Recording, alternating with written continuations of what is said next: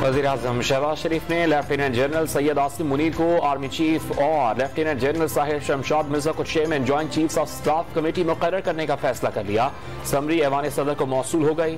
सदर मुमलिकत आरिफ अलवी का अहम मुशावरत के लिए आज लाहौर जाने का इम्कान। सदर की आजमाइश है कि वो सियासी एडवाइस पर अमल करेंगे या आईनी और कानूनी एडवाइस पर। बहैसियत अफवाज के सुप्रीम कमांडर इदारे को सियासी तनाज़ात से महफूज रखना सदर का फर्ज है।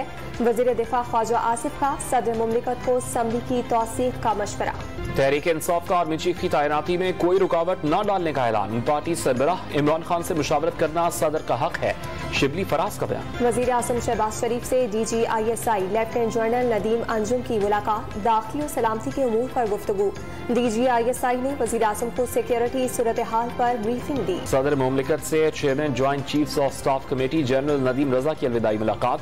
सदर मुमलिकत आरिफ अलवी ने मुल्की दिफा के लिए जनरल नदीम रजा की खिदमत को सराहा। वज़ीर आज़म शहबाज शरीफ से भी जनरल नदीम रजा की अलविदाई मुलाकात।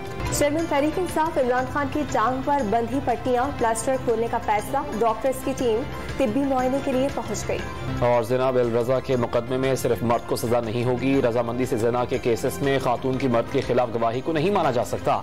लाहौर हाई कोर्ट का फैसला। ज़िना बिल रजा केस में 5 बरस सजा पाने वाले मुलजिम को रिहा कर दिया गया।